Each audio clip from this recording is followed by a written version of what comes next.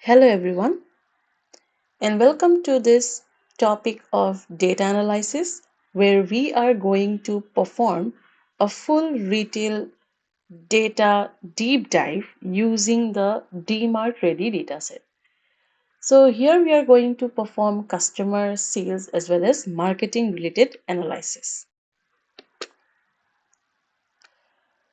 So, as mentioned, we will be using the DMart Ready inspired dataset, and our full analysis will be done using Python. We will be performing data cleaning and pre-processing operations wherever we feel it is needed. And also, we are going to do the exploratory data analysis to gather the insights. We shall be building visualizations, and as and when required, we will be creating new columns from the existing columns for the deeper insights. Using this information, we will be deriving business recommendations across sales, customers, and marketing.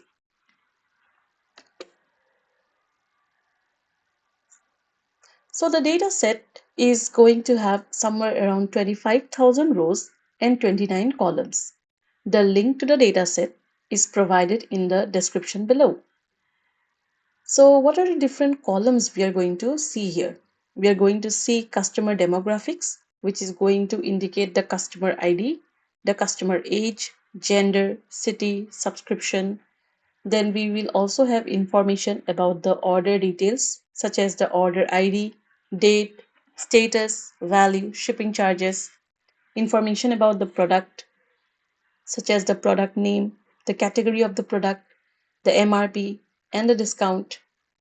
We shall also be looking at the mode of payment used by the different users for the purpose of making their payments. And we are also going to look at the different marketing channels, uh, including the different social media platforms.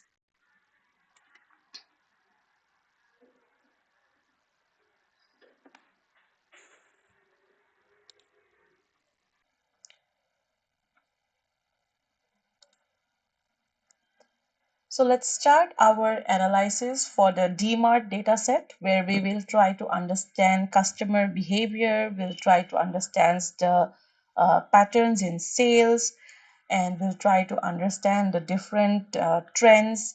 Okay, so first things first, we need to import all the necessary libraries.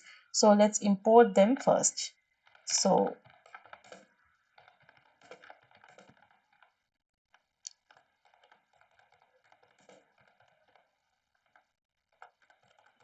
So the first library that we are going to import is the Pandas library. So Pandas is helpful because it is, because it allows us to work with our tables in the form of data frames.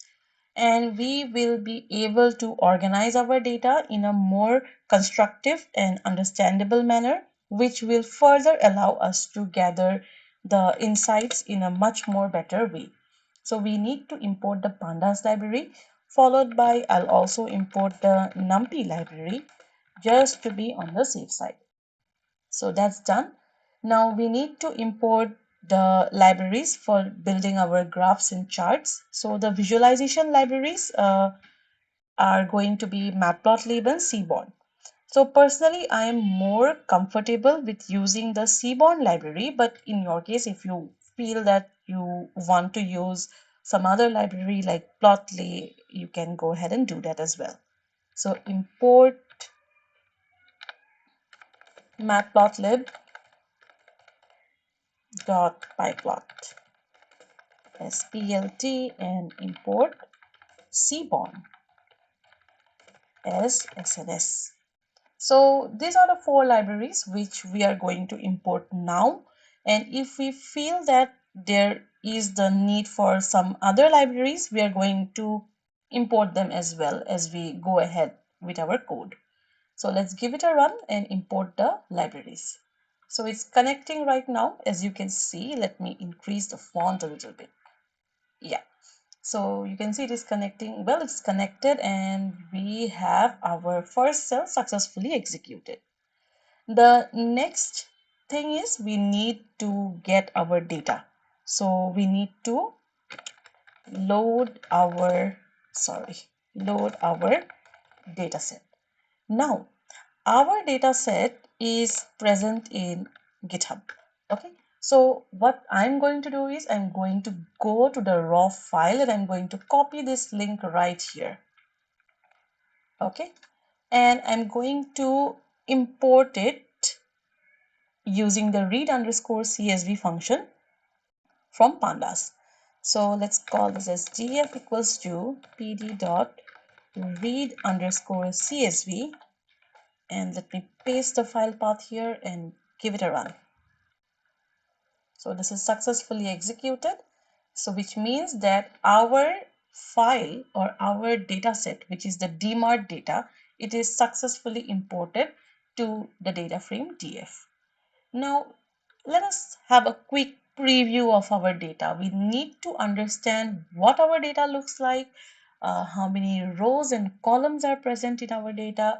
So all this basic information is necessary. So for that, first thing, I'm going to have a quick look at my data to understand how exactly are the columns organized, what are the details we have, and how the data is actually looking like. So for that, I'll be using the head function to see the first 5 rows of my data. So df.head. I mistype a lot, so there is the chances that I can get errors, but we'll fix them as we go ahead. So df.head, and you can see it is showing me the first 5 rows of my data, and we can see that we have customer ID, product ID column, we have the order ID column, we in fact also have the customer age column. Interesting. It will allow us to understand the customer behavior across different age group. That would be a very good analysis. Then we have the gender column. Yes, we can also understand the buying behavior or like the patterns between the different gender as well. And we have the category, state, the price, the delivery date, and we have a lot of other columns as well. So overall, we can see that there are around 29 columns. So for now, we are going to keep all the columns intact, and we'll see if there is any need to remove any column, and if we feel that that column is not important at all, we might be dropping that column as well. So there can be situations that a particular column is having a lot of missing values as such. Say for example, in this cancellation date column, you can say we have a lot of NaN values. And like if we later on feel that this column is not having the right amount of information, we might actually drop it. For now, let's not do the dropping part. Let's keep it and we'll see whether this is actually relevant or not. Yeah, so that's about it. Then let's look at some of the other basic information of the data set. So for that, I'll be using the info function. All right, so this is the information. So yeah, so we have around 25,000 rows in our data and somewhere around 29 columns. And these are some of the basic information. Non-null means that value exists. So out of 25,000 rows, we have 25,000 non-null values, which means 25,000 values exist for this particular column. Okay. But if you see in this cancellation date column, we have somewhere around 1,784 non-null values, which means only this many amount of values are present and the rest of the data is missing. Let's have another, check for the missing value count. So let's have a check for column based missing values. Okay, so for that I'll just be writing df dot isNA, or you can use the isNull function also, dot sum. So we can see that most of the columns don't have any missing values except for the cancellation date column, which is having around 23,216 missing values. And that's kind of fair because uh, we we do not want a lot of people canceling on their orders. So the amount of missing values can indicate that these many people have not cancelled their orders. So yeah, so previously in our info in our when we executed the info function, we saw that uh, 1784 records were present for this particular column. So this might indicate that these many amount of people have cancelled their orders. So yeah, that can be one of the insights, but we'll present it in a much better way. All right.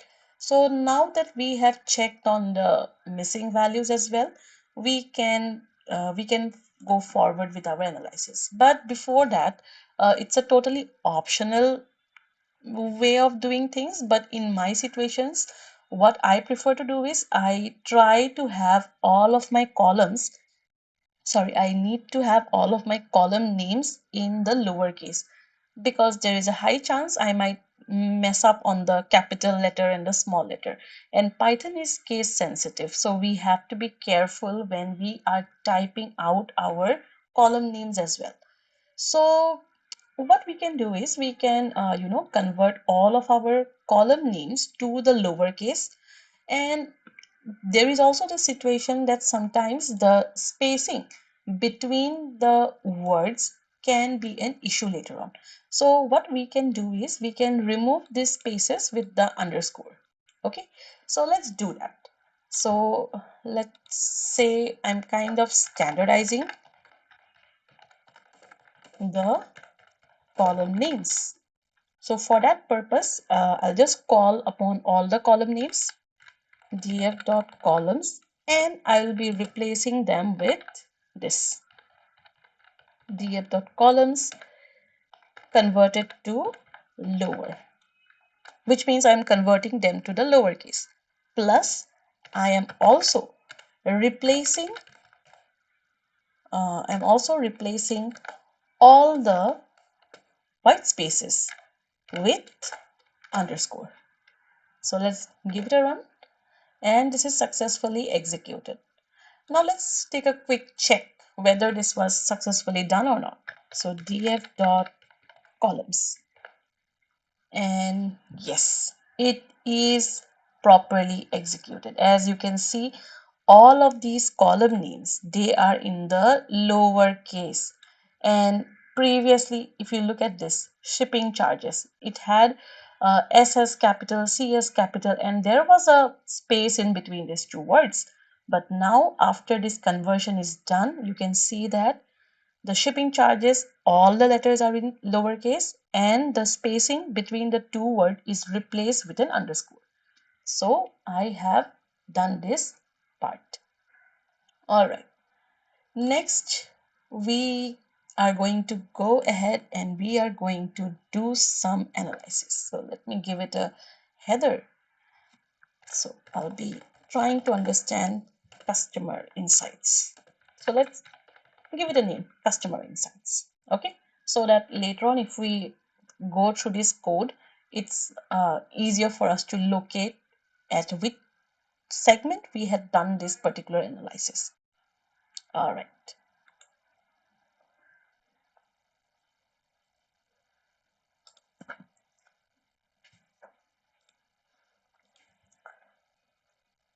now let's start understanding who is the whose count is higher. Is it the male customers who are more frequent, or is it the female customers?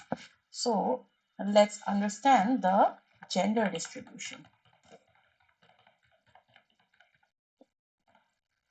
So we can do a quick number view.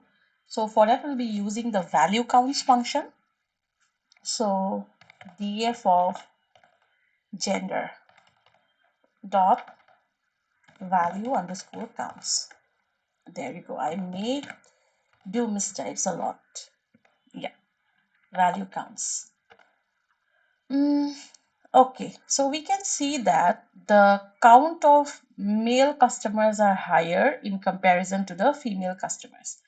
Let's do one thing. Let's represent this in the form of a graph so that it's much more visually, visually very nice to look at.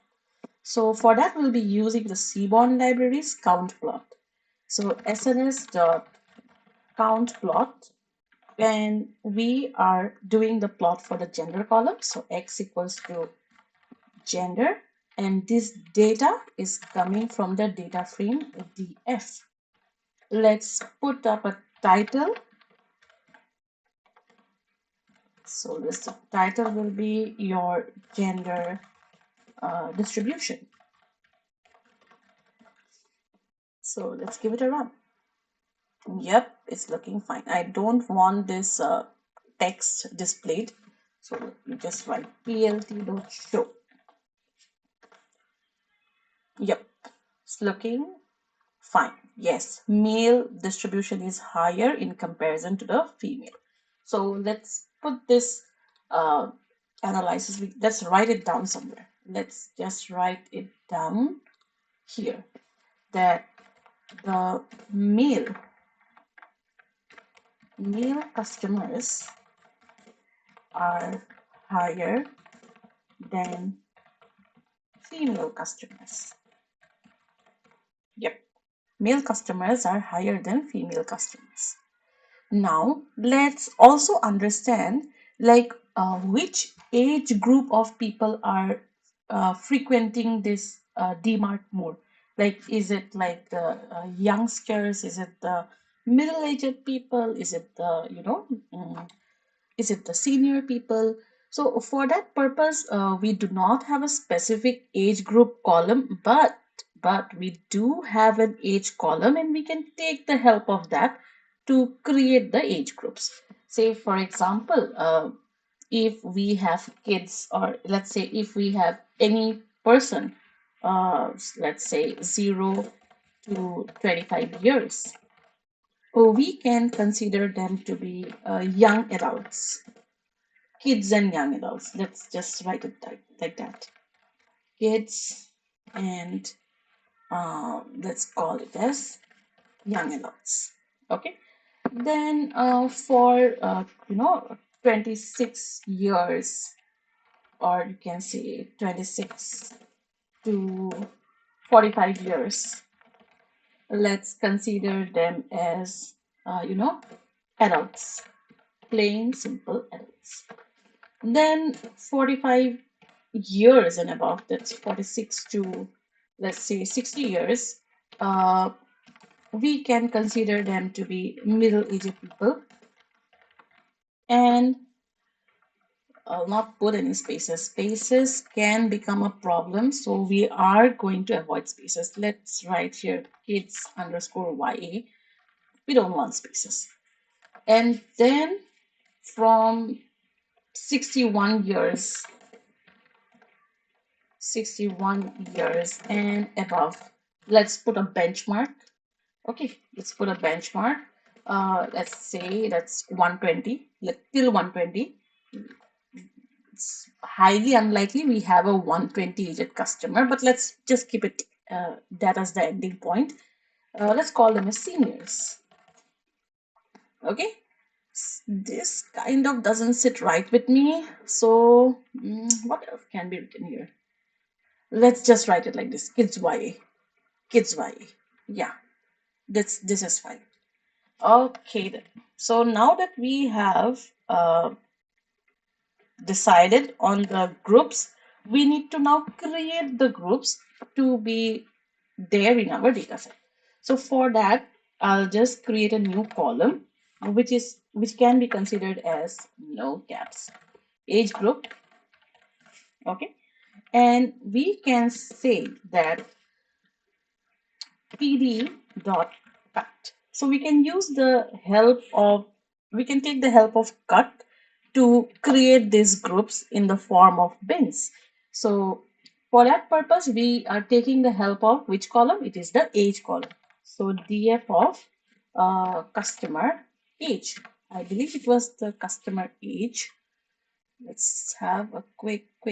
Yes, it's the customer age. Customer age, comma, bins. Now we have to specify the, the groups. We have to specify the groups.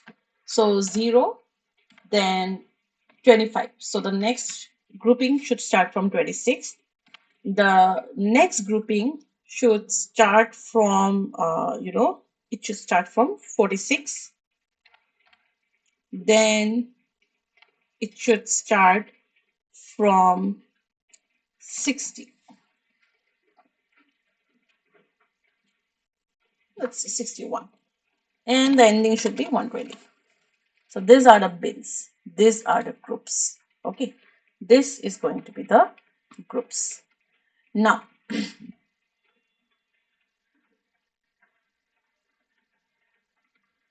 yeah.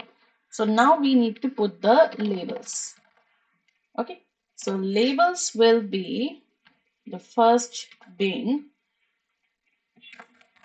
kids YA, the second being adults, the third being middle-aged, and the last being senior. So this is it. This should work. Let's see. Yep, it is successfully executed. And we have our age group column created. Now what we need to do is we need to understand which age group is higher. So again, we can take the help of the count plot itself. So we want the age group distribution, like which age group people is frequenting the DMart more. Okay, so for that we can write SNS dot count plot, SNS dot count plot, and on the X we want the age group coming from the data DF. Let's give it a title as well. So PLT dot title, we can say age group distribution. Yep, sounds fair. And PLT dot show. Okay, so we can see here that it's the adults and the middle-aged people who are frequently going to DMart. So these are the people who are mostly going to buy the products, and followed by kids and seniors. Like they're there, but like in comparison to kids and young adults and seniors, adults and middle-aged group people are more frequently visiting DMart. Yep. Now let's also understand what are the total spending that is being done in different groups. Like who is spending more, which age group is spending more in buying the products. So we can put it as like okay, top spending groups. Now we need to take we need to, we're not just counting the kids or the adults or the middle-aged people here. We are trying to find out which age group is spending more. So we have to find out which column was actually giving us the spending amount. So like we have it here, like you can see we have the total order value. Now this right here is talking about the spending amount. So you can actually check it out uh, by looking at the column distribution also. So let me just click on the code button here. So see, if I just write DF of head,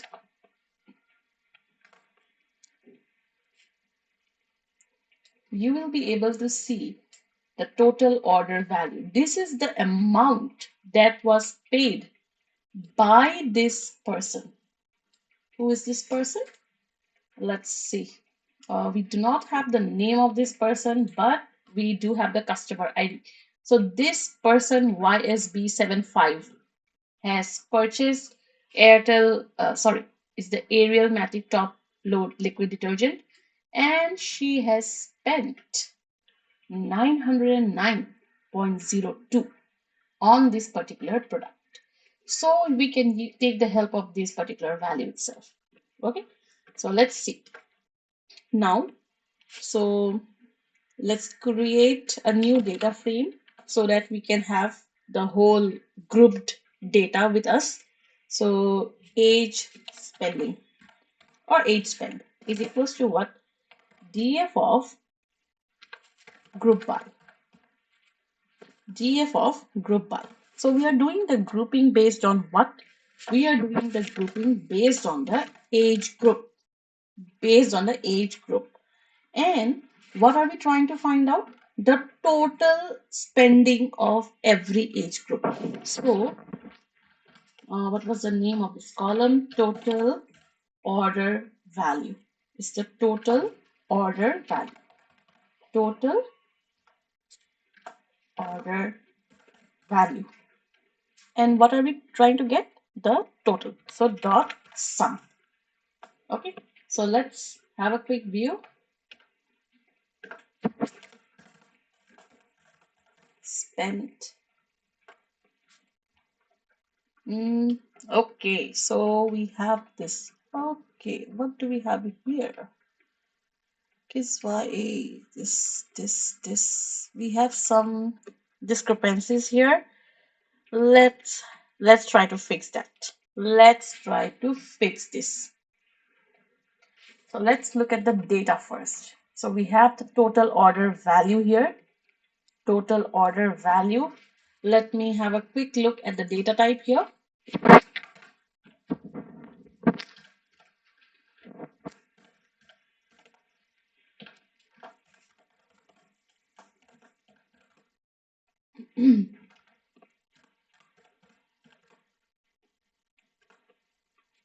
Okay, so we have some issues with this column. As you can see, here the status mention is O. Here the status mention is O. The data type is O, which means the total order value mention is an object kind of data. We do not want object kind of data. We are trying to find out the total. So whenever we are trying to find out the total, we want number data. We want number data. So what are we going to do? We are going to convert total order value to numeric data type. Okay, so let's see that. DF of total order value. It should be replaced with which value? Numeric value. So PD dot to underscore numeric. To underscore numeric. What are we trying to convert? The old total order value. The old total order value. And in case any kind of other data type is encountered which cannot be converted to the numeric data type, that should be converted to blanks. So error is equals to course. Yep, so this is done. Let's check again. So we should be having a few missing values in these columns, but let's first check the data type of this column. So total order value dot the type. I can just re-execute this cell, but I want everything should be in a sequential order because it gives a better understanding of why we are doing things and how it is resolved.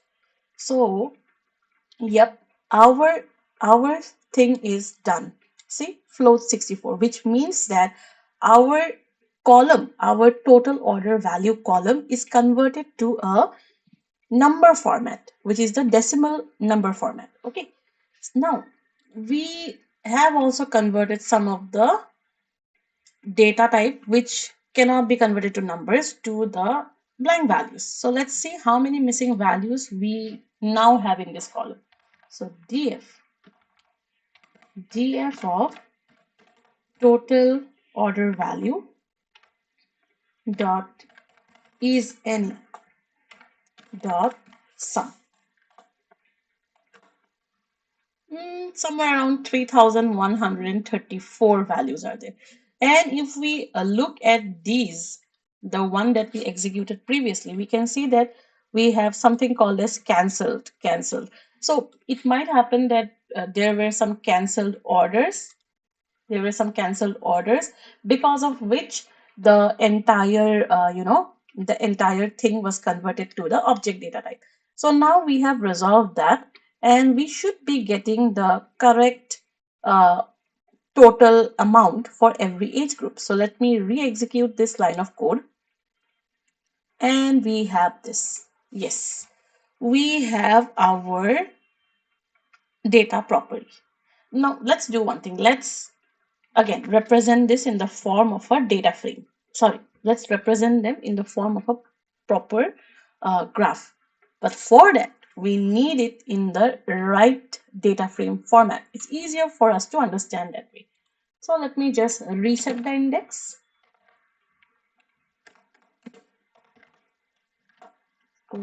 Spend dot reset index and age underscore spend.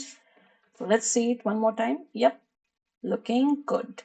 Now we can represent this in the form of a proper bar graph. Okay, so for that, I'll simply be calling upon the bar plot function from seaborn sns.barplot barplot plot barplot and on the x-axis I want the age group, and on the y-axis I want the total order value, and this entire bar plot is generated using this table. So what is the name of this table, or what is the name of this data frame? The name of the data frame is age spent. So data equals to age underscore spent. Yep, I have this in the right order. So again, it's giving me almost the same, almost the similar, the similar graph as that of this age group distribution. But the values can be different. All right, then let's put up a title for this graph. Let's call it as total spend by age group and plt.show.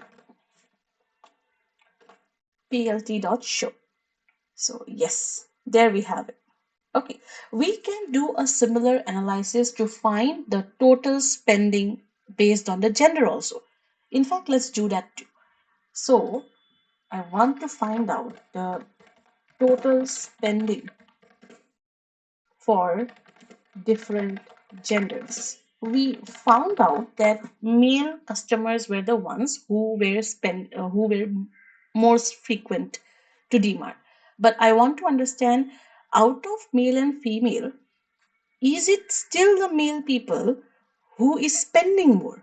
I know that they're frequenting more, but are they spending more? So for that, we can repeat the same process. So let's call this as uh, gender spend. Gender spend is equals to what? df dot group by, and we can call upon the gender, and for this we want the total order value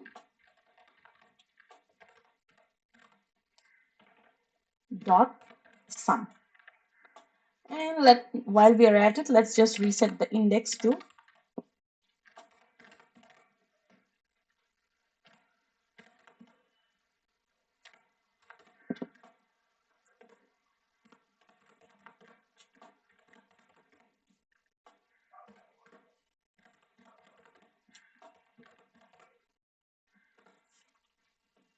we have this.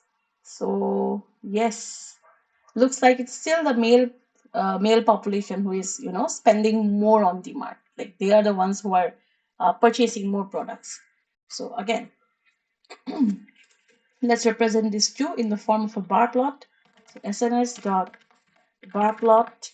On the x-axis, we want the gender, and on the y-axis, we want the total order value,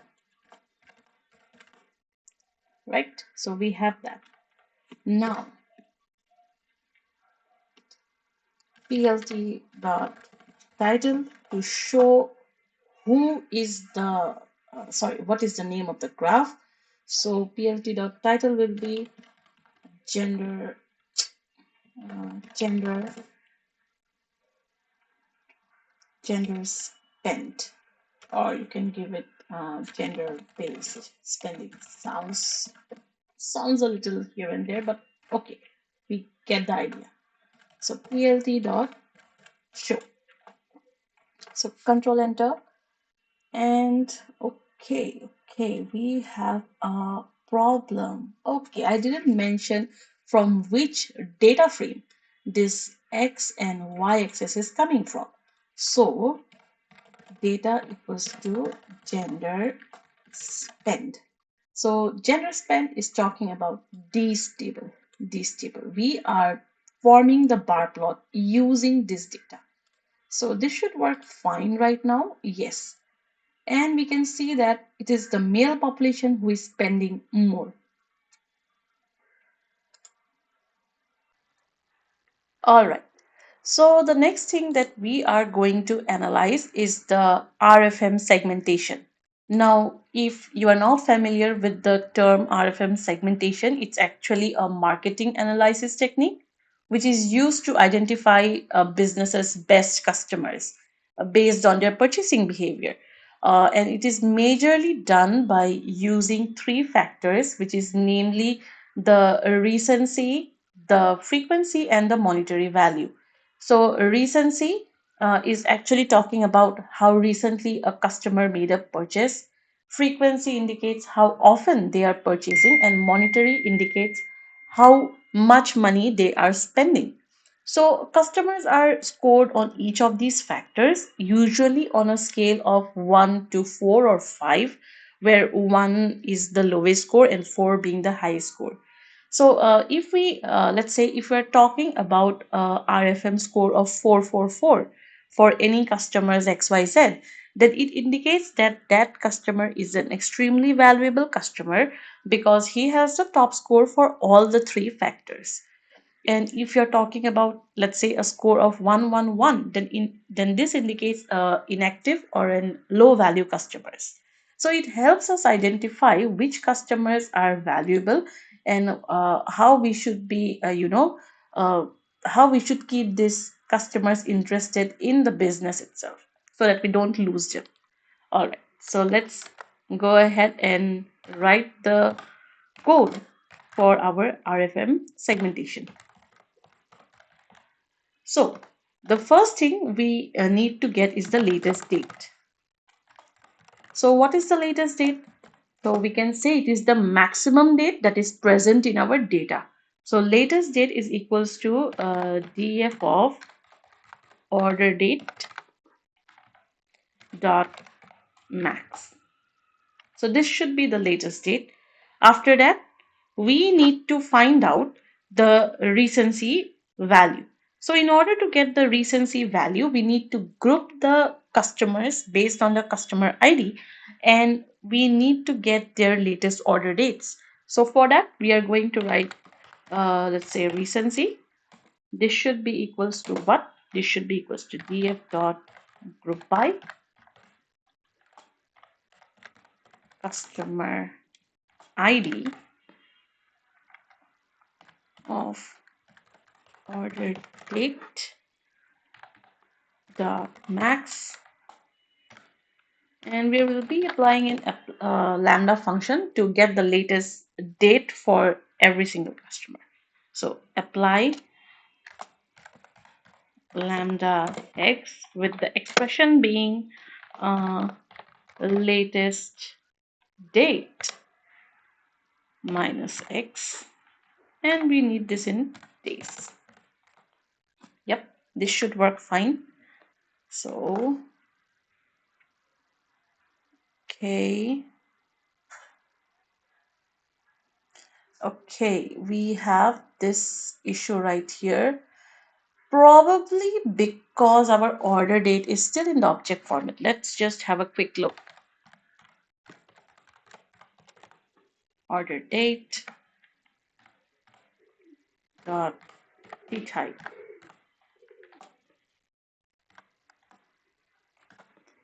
Yep, it's in the object format. So we need to convert the order date into the date time format. So we can do that by writing df of order date. Yeah, we will be facing issues like this going forward. So we will tackle these issues as we go ahead with the analysis. So we need to convert it to date time format. So pd dot to date time, and we are converting the order date column, and yes, I'll just put one more parameter that says day first, because I believe the days are in the beginning of my date, that is, it's in the DMY format. But yeah, so day first equals true. Okay, this is done. Let me re-execute this cell. Yep, there you go. The issue is resolved. We have calculated the recency right now. The next we need to calculate is the frequency. So frequency means how often a customer is visiting the store. So df.group by, we are just doing it for a single parameter, so do not need a list here, customer ID, and we can find out the frequency by considering how much orders or what are the unique orders that a particular customer has placed.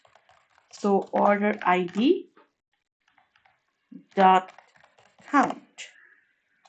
Yes, this should work fine. And let's also calculate the monetary value.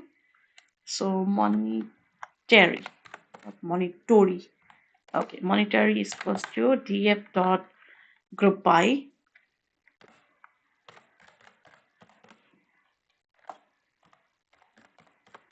customer ID. And how are we evaluating how much spending is done? By using the total order value column. So yeah, so total order value dot sum, because we want the total spending done by the customer. So yes, so we have this. Okay, so let's do one thing. Let's put this recency, frequency, and monetary in the form of a data frame. It will look really cool if we can get it done in or displayed in that manner. So yeah, so we can write here RFM is equals to pd dot data frame. And for the column names, the first column name, let's keep it as recency. And it is pointing to the recency value, which is this one right here, which is this value right here. Okay. Then followed by the second column would be the frequency. And again, this is the key, and we have the value for that as frequency. Okay, making a mistake right here. Don't need this. Yeah. And then finally, we have the monetary, not monetary. So monetary is equals to your monetary. All right, should be working fine. Let me just write here RFM so that we can have a quick view of it. There you go. We have it for our customers. So we have this many amount of customers. We do not have 25. We don't have the full 25,000 customers with us here because we saw in the previous chunk of our code that some of the orders were cancelled, and it might happen that those particular rows were not considered. But yeah, that's the reason why we are getting it as 24,814 rows. Okay, so we have this now. So let's do what now? Let's try to give the RFM score for everyone. So in order to give the RFM score, we are going to use the quantile cut or a Q cut, and we are going to assign some labels for each of them. So how to do it? RFM of, let's call it as R. So that would be the recency score for a customer is equals to PD dot QCut RFM, and you can call the recency, and going to say the highest value here is going to be 4, and the labels will be organized into 4 quartiles starting from 4 then going down to 1. Yes, so we have this for R, and then we need the frequency F. So RFM of F. So this will give me the frequency score. So PD dot QCut, and we are doing it for RFM of frequency. Yes, and I want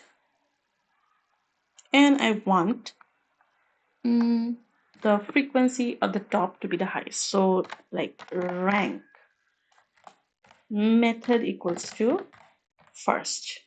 Method equals to first. Yes. And then we are going to, once we have this with us, we need to put the highest score. So that would be 4. And finally, the labels, we are going to put it as 1, 2, 3, and 4. There you go. We have this with us right now. And finally, we need the monetary value. So RFM of M should be equals to PD dot QCut, and we can have RFM of monetary. Oh, sorry. Monetary. RFM of monetary, and we need the highest value as 4, and the labels here too is it's going to follow the same structure as labels equals to 1, 2, 3, and 4. Okay, so we have this. Now we want all of these scores to be in a single column. Like if we have a customer and we have the R score for that particular customer as 4 and FS4 and MS4, then it means that it's a highly valued customer. But instead of having it in 3 different columns, we can display it in a single column. But for that, we need to convert these values into string. So let's do that too.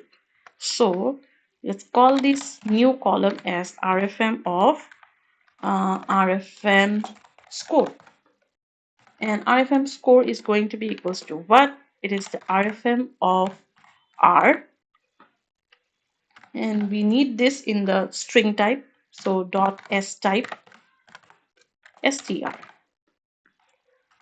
Plus, we are going to now call upon the frequency, which is F. This too, we need it in the string type. So, sorry, dot S type str. And finally, we need the last one, which is the monetary score. So RFM of M dot S type, and we're going to put the str. So yes, we have this with us right now. Now we can look at the first 5 records of our RFM. So RFM dot head, and we have this. So see, for the first customer, we can see that he's having an RFM score of R11.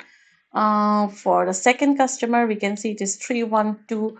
So it's fairly good. 3 in RFM, it indicates that he is a highly recent customer.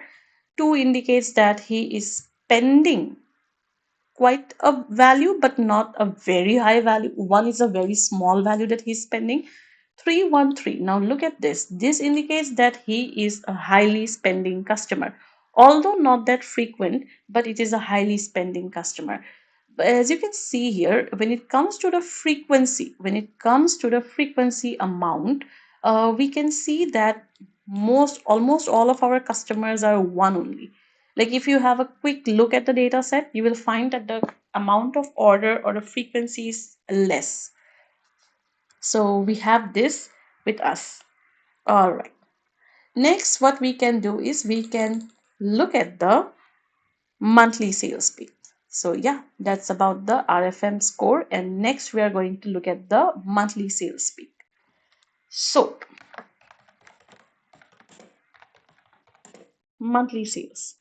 So we have a total of 3 years data with us. So what we can do is we can go ahead and check it out here.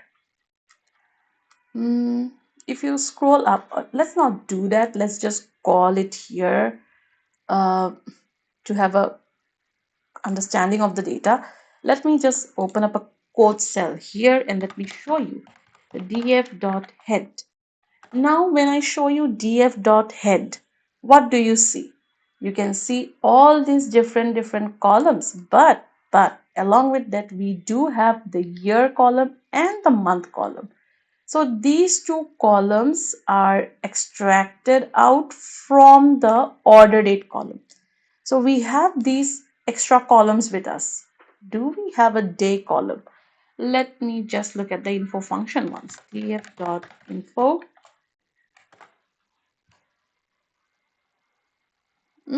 It seems we do not have the day column with us, but we do have the year and month column. Okay, that's fine. That's well and fine. We can still go for the monthly sales evaluation for our data. So let's do that. So first, let us try to get what was the month-wise sales, like for every year and for every month, what was the sales amount. So how to get it? So let me call this as monthly orders.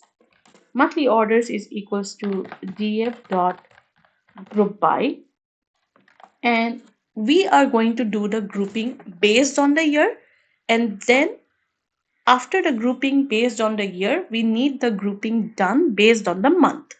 So we need to pass it in the form of a list. So we are going to say year followed by month. And once this grouping is done, what we want is the count of the orders. You can also go for the total order values here. Okay, that's completely fine. So let's do that. Let's go for the total order value. So total order value dot sum. So we have this, and I want it in the proper index given by pandas. So I'll just put the reset index here, and let me display the table once. Monthly orders. Yep. So I have this data with me. Looks pretty good. Yeah. But rather than having this in the form of a table, it would be more understandable if we can see this pattern in the form of a graph. And whenever you want to evaluate anything over time, it's best to use a line chart. So I'll be using a line chart to do that analysis. So I'll just set my figure size first. So line chart to see the trend. Okay, so I'll just put plt dot figure here, and I want to do the year wise monthly sales analysis. So I'll be segregating the data based on the years. So 12,6. This is the sizing. You can you can do a trial and test with the numbers here. I have done this previously, so I know 12,6 is a pretty good sizing, figure size. So yeah. So now in order to build the line plot, I'll use sns.lineplot, and on the x-axis I want the month, and on the y-axis I want the total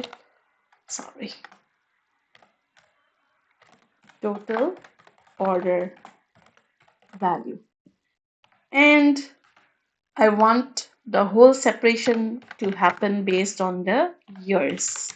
So q equals to year, and this data is coming from monthly orders. Monthly orders. Yes. Let's give it a title also. So plt.title. This is going to be your year, or let's just call it as monthly orders. Monthly sales. Yeah, that sounds about right. So plt.show.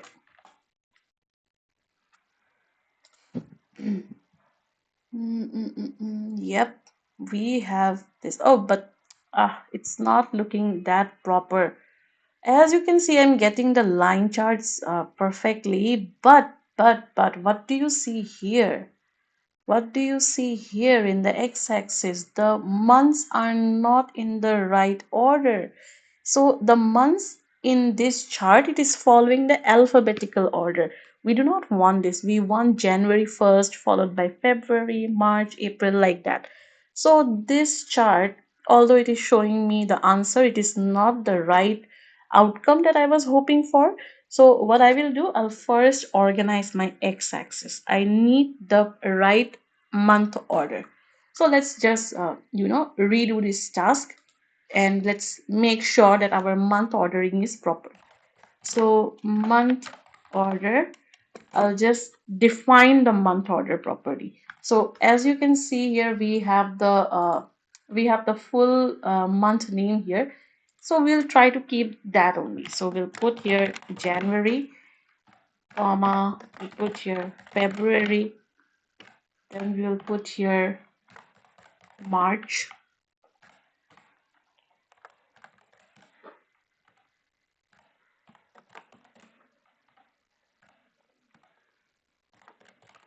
sometimes we have to go with the manual technique. There is no shortcuts available, and even if sometimes if the shortcuts are available, it's not quite proper to take them, because sometimes going the simple way is the more understandable, and it is more easier to tackle later on in case you encounter some problem. So yeah, so let's do that. Almost there. October, November, and finally we have December with us. Yes. So January, February, March, April, May, June, July, August, September, October, November, and December. Looks pretty fine. Yes. Now what we need to do is we need to ensure that this data is categorical in nature. The month column in our data is categorical in nature. So let's ensure that this mapping is proper and the whole thing is properly done. So df of month,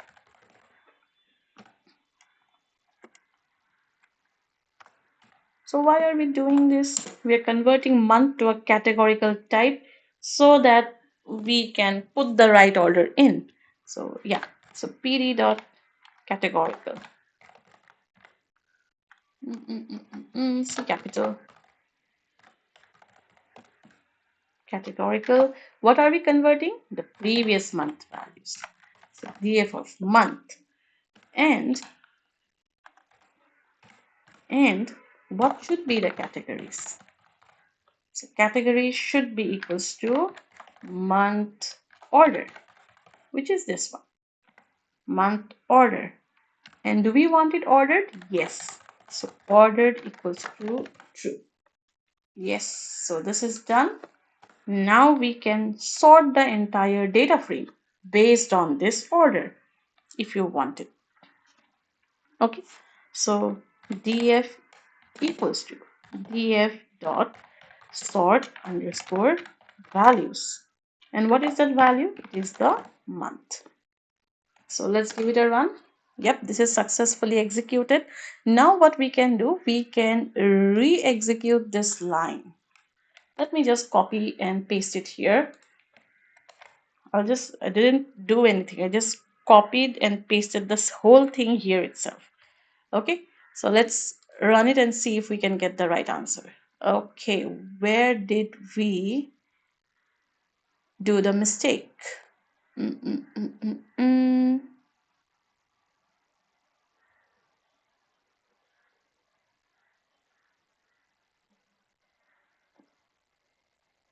Okay, so I need to do the grouping again. Otherwise, this is not going to work properly.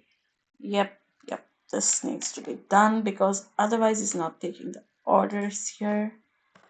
So,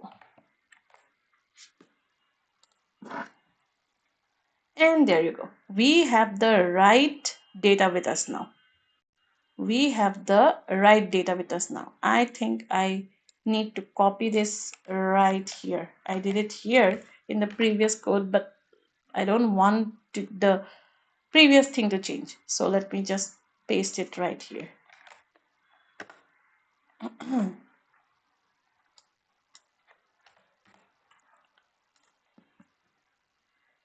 Yep, looks pretty fine. January, February, March, April, May, June, July, August, September. Okay, so what do we observe here?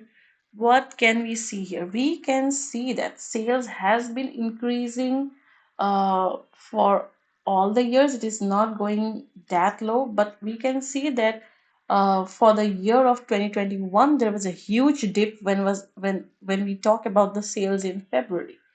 So what else can we see? We can see that in 2022, there was a significant increase in the sales in August, but there was a huge dip when it came to September.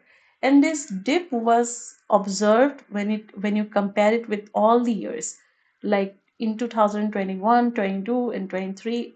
All the years you can see there was quite a dip when you talk about the September month.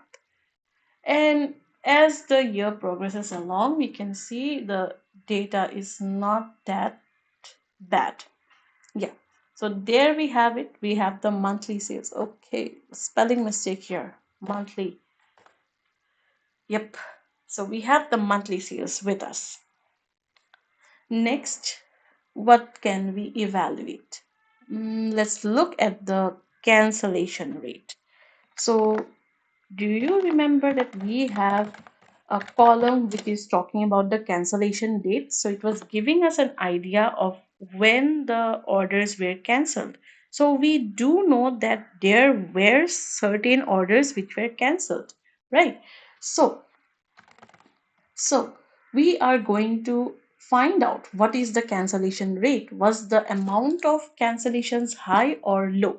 So let's find out which columns can help us get an idea about this cancellation rate. So we have all this, all this, all this. I think we do have something called as the order status. So let's have a look what this order status is talking about. So df of order status. And let's look at the unique values present here. So yeah, so we do have cancelled. We do have cancelled. So we can use this order status of cancelled to find out the overall cancellation rate. So let's do that. So let's pull the data of the cancelled orders. So let's call this as cancelled is equals to df. So from the data frame df, we are looking at all the rows where the order status was equals to cancelled, where the order status was equals to cancelled. Now once we have this, we need to find out the cancellation rate. So cancellation rate is equals to what? It is the length of the cancelled orders. Yep. divided by the overall data, like the overall size of the data frame. So we have this, and let me multiply that by 100, and we can say print uh, the cancellation rate is cancel rate. I'll put a percentage sign here. So it is somewhere around 7.136%. Can I round it up? Because I don't like it when there is like too much of decimal places. So yes, so the cancellation rate is somewhere around 7.14%. So which is fairly low. If we think about it in numbers, the number of cancelled orders, like if I check what is the number of cancelled orders,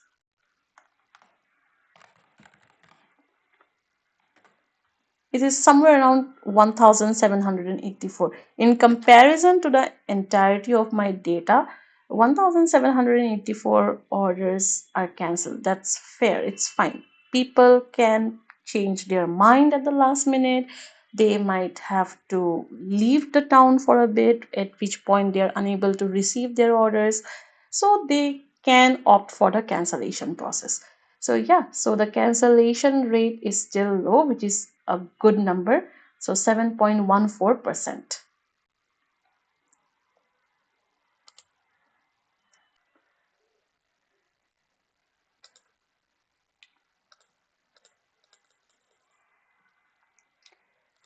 All right.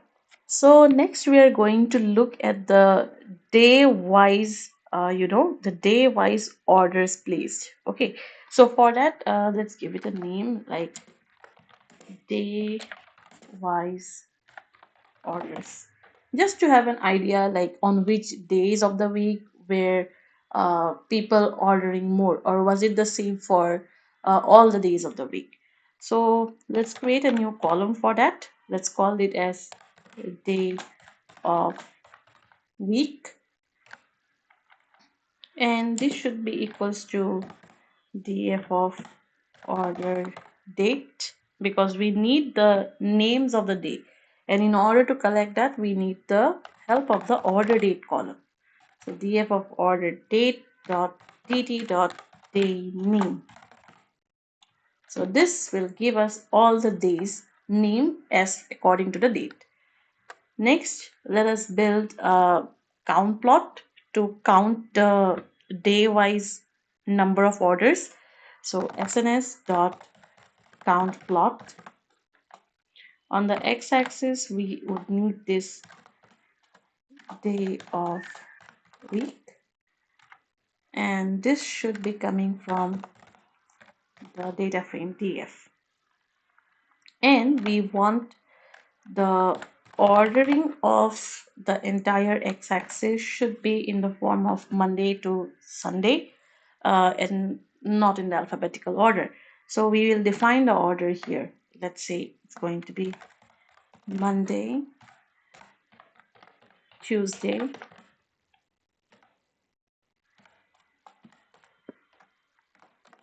Wednesday,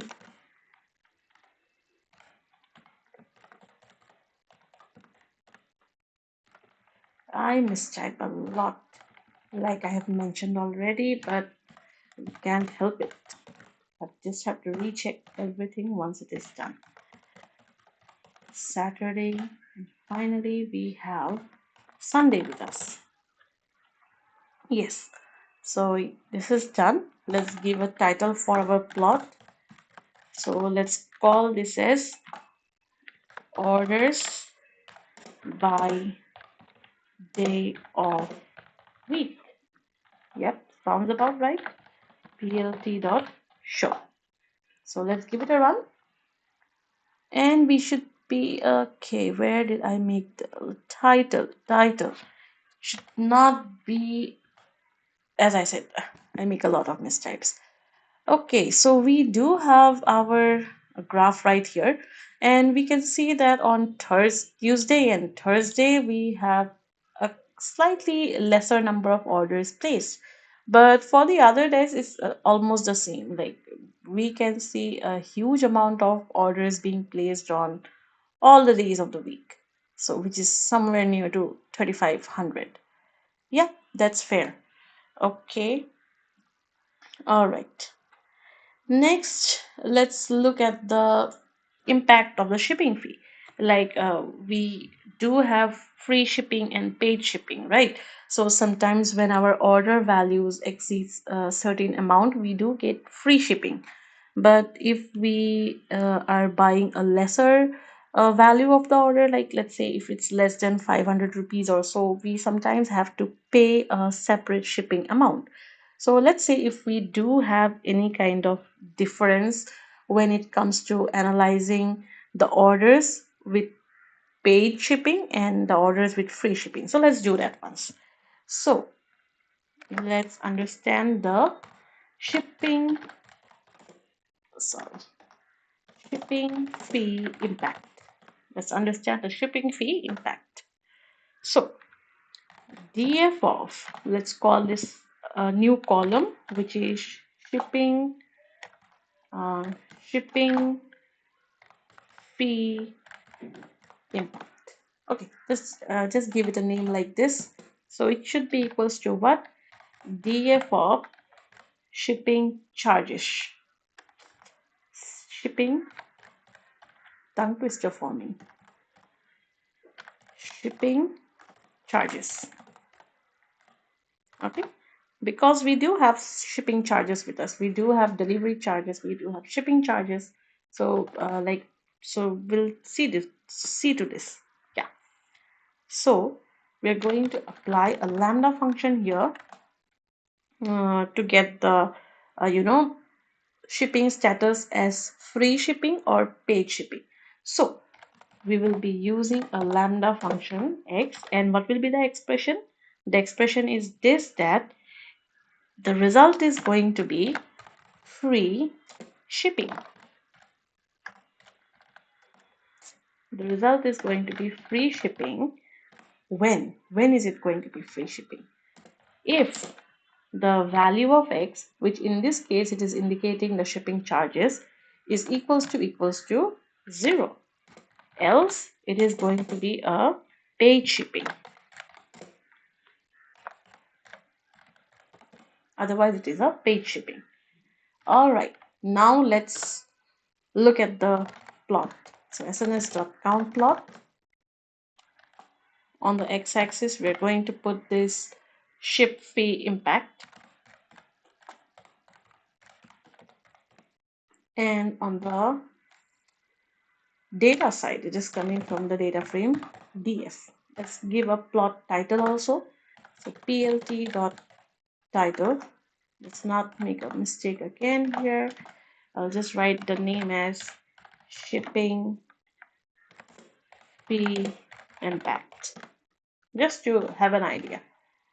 It might happen that people are going to buy regardless of shipping charges or so, but let's see what the graph sees. Okay, this is not something I was hoping for. So where did I make the mistake?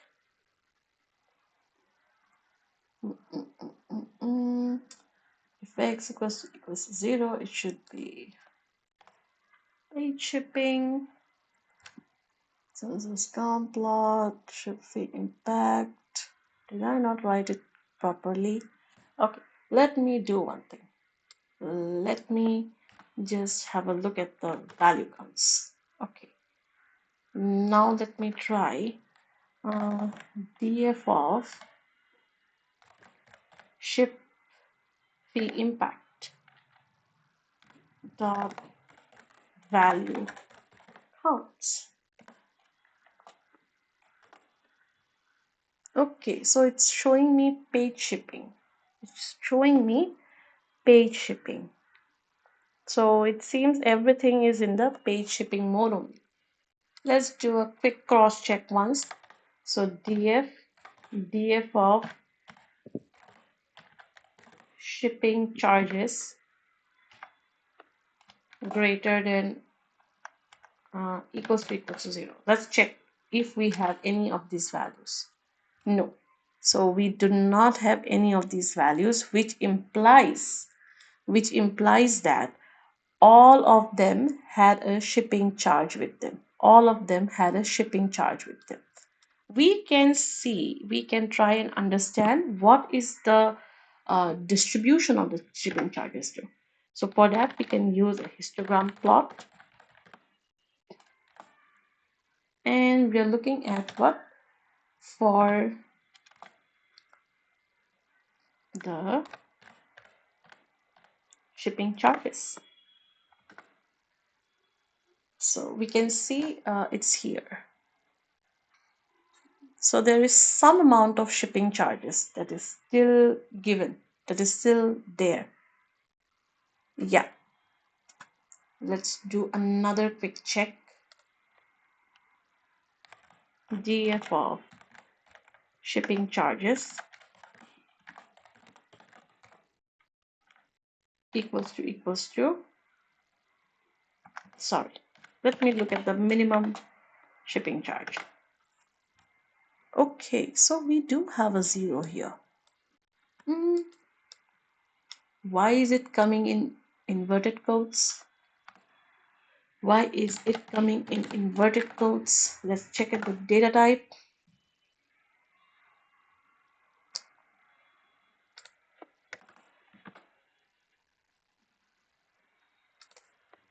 Mistype. Okay. So as you can see, shipping charges should be in numbers, but I am getting the data type as object. Hence, this can be a problem for me. So let me do one thing. Let me convert the shipping charges to numeric first. Then we will re-evaluate this, whether we do have free shipping or paid shipping or not. So let's do it. See, this is why investigating the data is so important, because sometimes just because of a slight miss, it can happen that you are getting a totally wrong outcome. So please, like, try to check your data, investigate your data, whether you are getting the right answer or not. Cross check it with some other situations, cross check with some other command here, but please do check again and again. Okay, so let's do it. We identified a issue. Now the only thing left is to rectify it. So equals to pd.to underscore numeric, because we want it in the form of a number.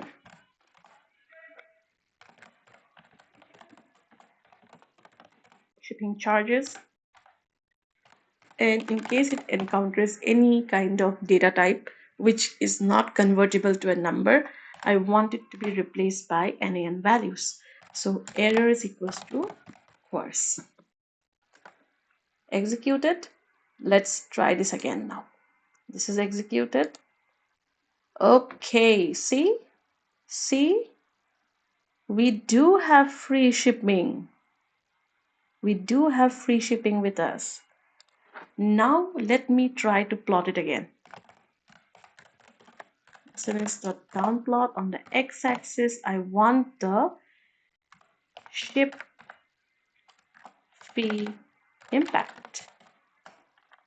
Ship fee impact. And this data is coming from DF. What should be the plot title?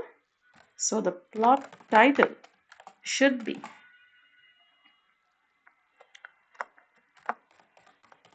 orders impacted, or let's give it the simpler version, shipping fee impact. Just keep it like that. Let's just keep it like that. And then we can simply go with plt.show. Give it a run.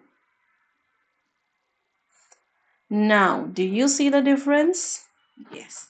So what do you see? What do you observe in this graph? We can see that most of the time free shipping is preferred, although there are people who pay the shipping fees, but in this case, based on our data, we have free shipping more in comparison to the paid shipping. It happens, right? Like even in my case, like if I'm ordering something from Swiggy or Zomato or Flipkart, like just to not pay that extra fee for shipping, I do buy an extra item so that like the shipping becomes free. It's I don't have to pay an extra dime there. So yeah, so there you go.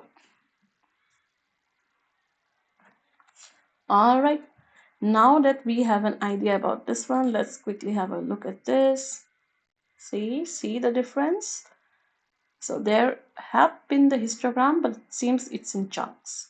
Okay. All right. Next, we are now going to analyze the number of orders or the count of orders in terms of the cities. Okay. So first of all, we do not want to find out all the cities, like because we do have a lot of cities with us. So if you have to look df of city dot n unique, I want to find out the number of unique city names I have. So you can see we have somewhere around 40 city names in our data, but I'm not concerned about all of them. I want to find out which are my tier 1 cities, which are my top cities, that is from where the orders are being placed the highest. So I want to find out what are my orders per city. But we are not looking for all the cities, we are looking for the top cities. Now we need to find out the top cities first, right? So let's find out which cities are occurring the highest amount of times. So top cities is equals to the df of city dot value counts. And I don't want all the cities. So I'm just going to take the help of the head function, and I want the top 10 cities. So head 10. Okay. Yeah. So this should give me the top cities. So let's look at it once, what these cities are.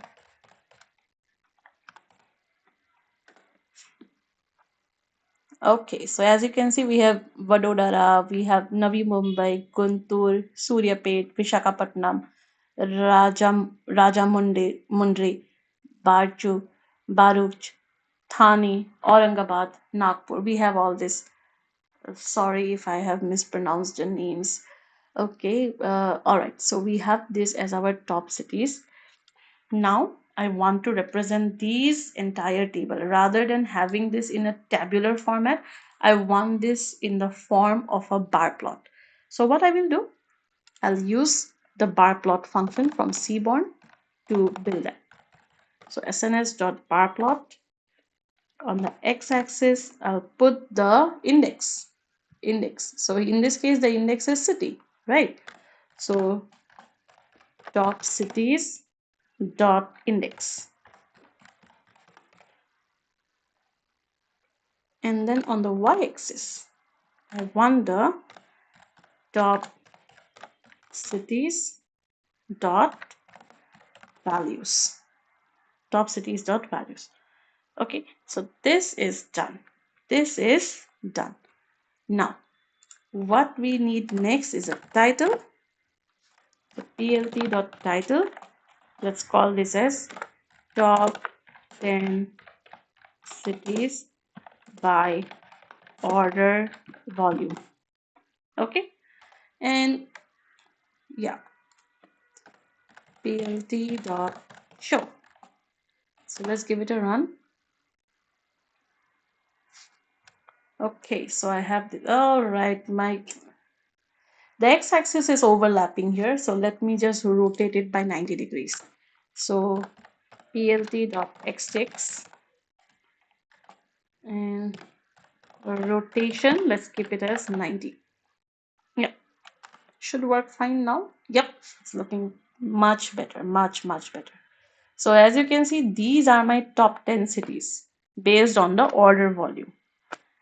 Okay, great. Great. So from which city do we have the highest amount of orders? It's Vadodara. Then we have Navi Mumbai and Guntur, and then followed by the rest of the cities.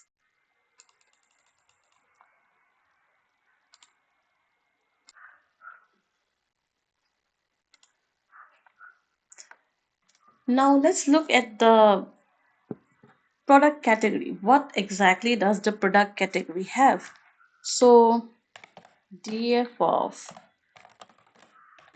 category. And I want to look at the unique values present inside this. So let's have a look.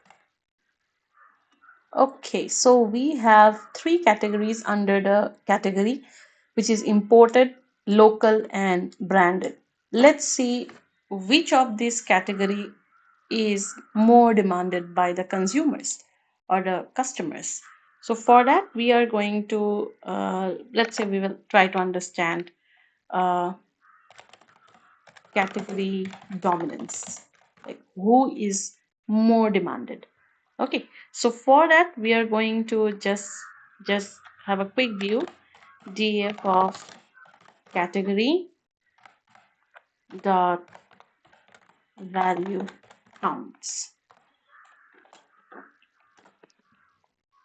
And we can see that local products are more demanded in comparison to branded products or imported products. Local products have more demand, they have the higher demand. So yeah, that's what we can see here. Now let's see if the spending or if the amount of payment done for the local product is also higher or not. So let's look at the, let's look at the spending for every category. Spending for every category. So we are going to divide it into two parts. So local will be on one end and branded and imported is going to be on the other end. So let's call this as the local. Okay. So local products is equals to DF of category, and it should be equals to local. It should be equals to local. And what are we trying to find? We are trying to find the spending. So for that we need the total order value, and let's say we are going to compare it with the overall average. Okay, so we are going to take the mean. Okay, so like the average spending for every category. So average. Okay, so this is the local. We have this here, and then let's look at the non-local average. So the rest of the things, they will imply the non-local. So non-local products is going to be DF of category, and this is not equals to local. So not equals to local, and we are trying to find the same thing, which is the total order value dot mean, but this is for the non-local products. So we have the local and the non-local average calculated. Now let's see. So print, let's call this as F. We need the formatting done right. So the average local spending is, and I want it rounded. I'm not a very big fan of decimals. So local P, and we want it rounded up to 2 decimal places. And for non-local average, the average spending is, It's taking it as a keyword right here. Yep. Is non, we want this rounded too, right? So round non-local and for 2 decimal places. Why is it coming up like this? It should be underscore p, right? Yes. Yeah, this should work fine right now. So control enter and we can see this. So if you compare the local and non-local, yep, the local still wins. See, the average spending for the local products is 780.17, whereas for the non-local, it is the average comes to be somewhere around 770. So yeah, so the demand for local is more, as well as the spending that is being done for the local products, that is also more. So yeah, local for the win. Okay.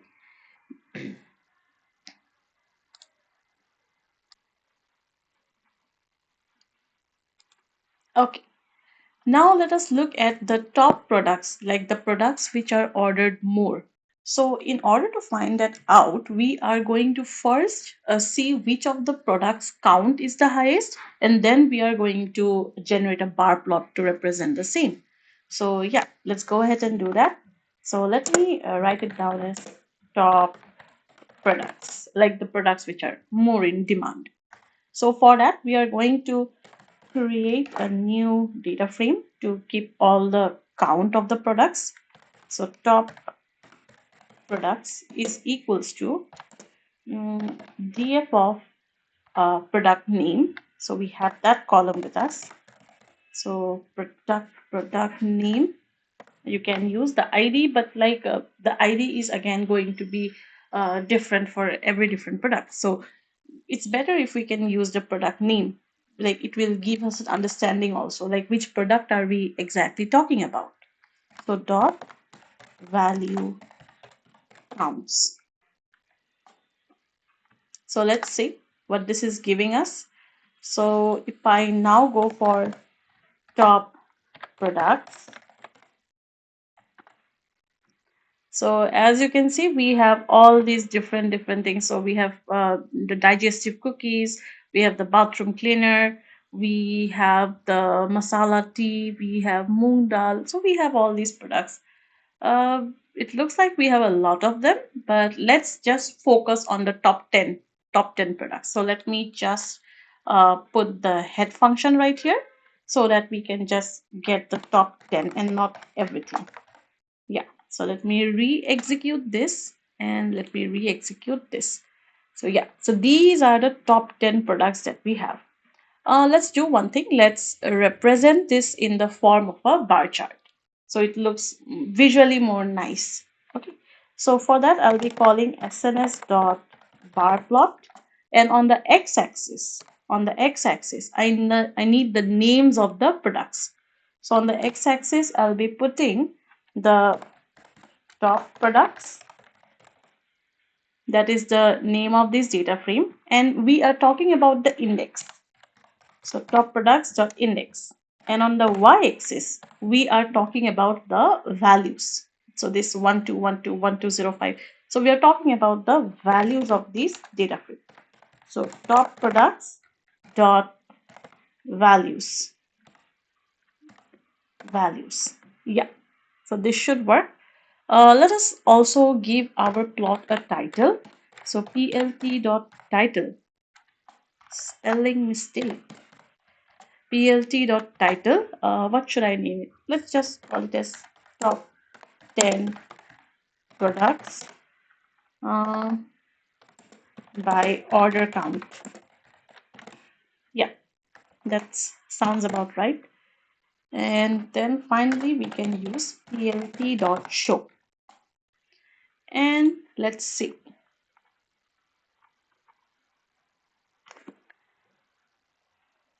Okay, so we have this, and as you can see, we are having the same overlapping issues of the x-axis, that is the product names. So for that, we can use the same technique which we used uh, for displaying the city names. So for that, you can just write here plt.x6, and the rotation, let's keep it as 90. So everything will be in the 90 degrees. So yeah, this is much more understandable for us. This right here is way better, and we can actually see the names much more clearly in comparison to the previous graph. Yeah, so yes. Let me just create a few more cells right here. And the next thing that we are going to talk about is the high MRP and the low conversion. Okay, so we are actually trying to get the conversion rate here. Okay, so what is the meaning of conversion rate? So there are products, there can be products which has an extremely high MRP, which is an extremely high MRP. But along with the high MRP, it can also have an extremely low discount. Okay, the product has a high MRP and it has a low discount. Will people still buy that particular product? So that is called as the conversion rate. Okay, so that we are going to term it as the conversion rate. So in order to find this, in order to calculate this, we need to find out the discount percentage first. Okay, so let us create a new column for discount percentage. So df of, let's call this as discount percentage, discount percentage. Okay,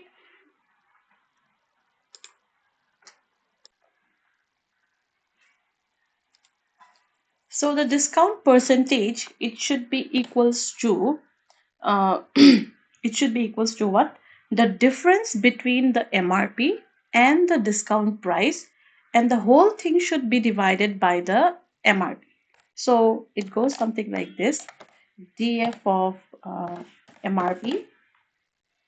Do we have that? Yes, MRP minus df of discount price.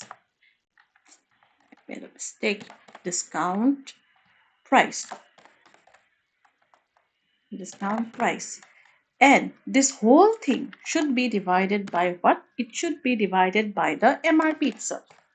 So df of MRP.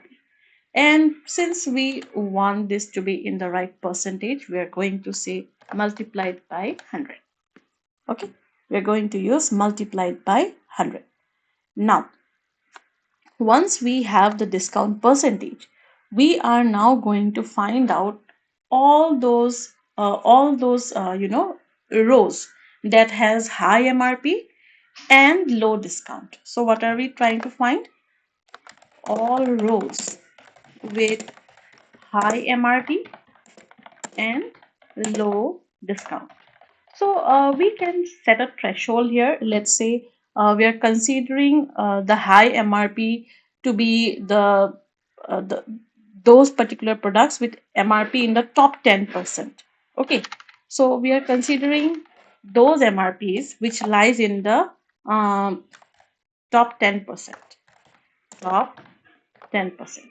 And when we are talking about the low discount, okay, whenever we are talking about the low discount, we are going to assume it in the form of the discount percentage rather than the discount price.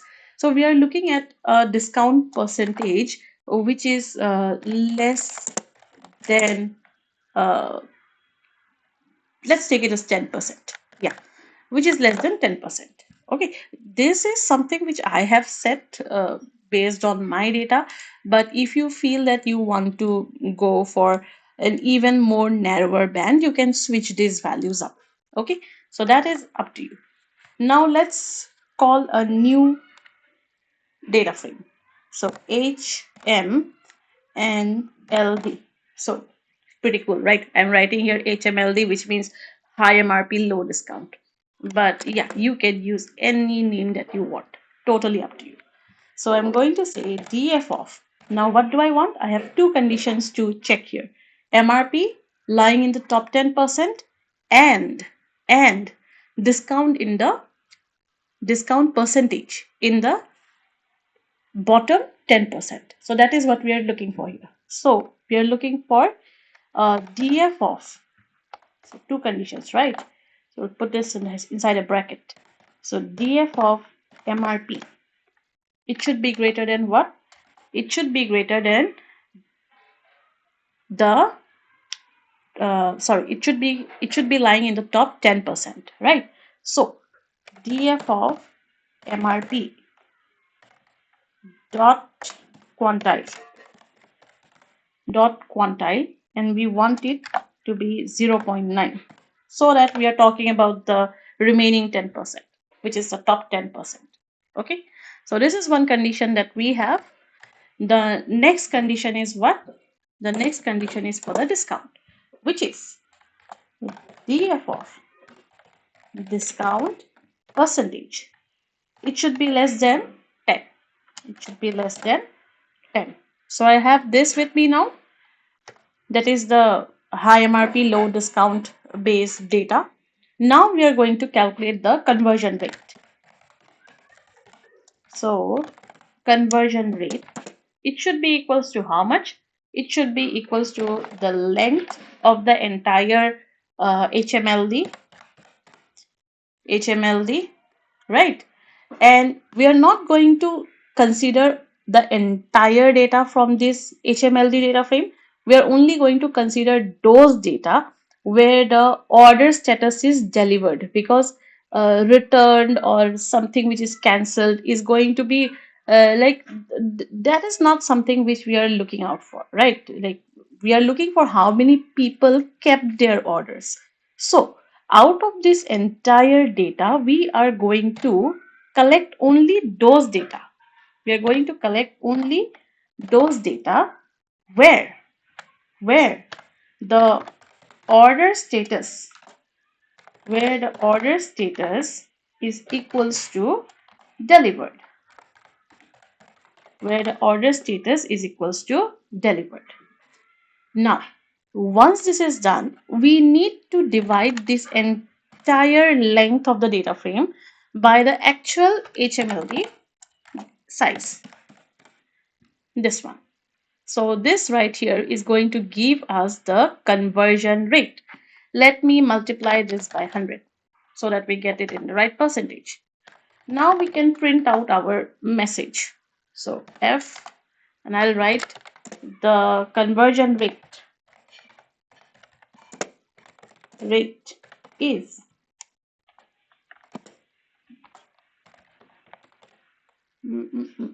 conversion rate. I'll put a percentage behind this, and if you want, you can also round it up. So round this up to 0. I don't want any decimal places. Yeah, this should work fine. Let's give it a run. And yep, so we can see that the conversion rate is somewhere around 50%. Okay, so we can see that the conversion rate is somewhere around 50%. Great. Now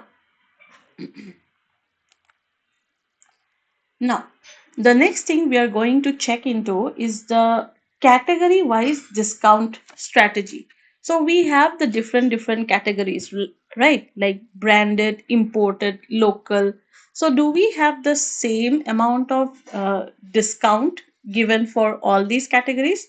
So we can check it by using the average discount percentage for every single category. So let's look at it. So category wise discount, we are going to take the this one, average discount percentage. Let's make use of this discount percentage which we created. So df dot group by. So group by based on what?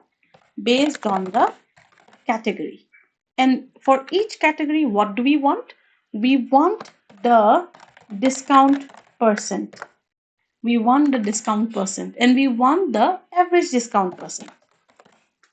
we want the average discount percent. And let me also reset the index because I want my pandas indexing given to me.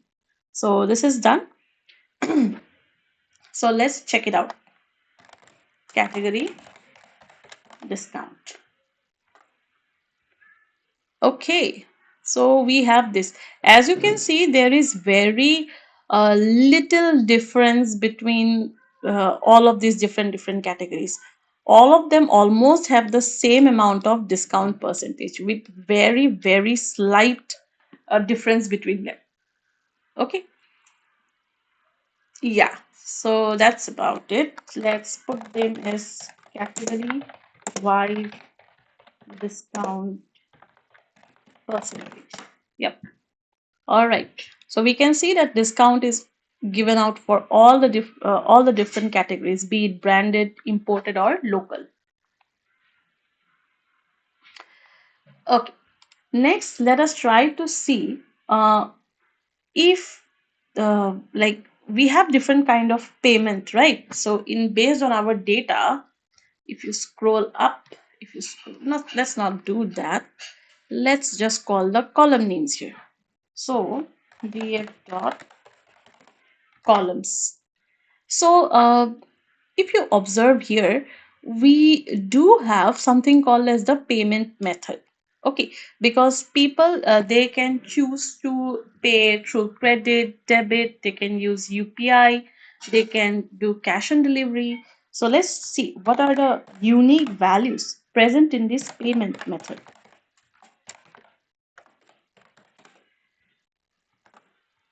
So okay, sorry, you need to put the unique function there so that you don't see everything and you can only see what are the unique values present in this column.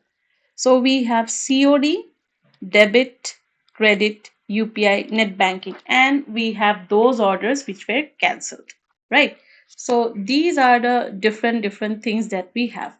Let's do one thing. Let's try to separate out and find how many people were opting for cash on delivery, like they don't want to use digital mode of payments, they want to go for direct cash transactions.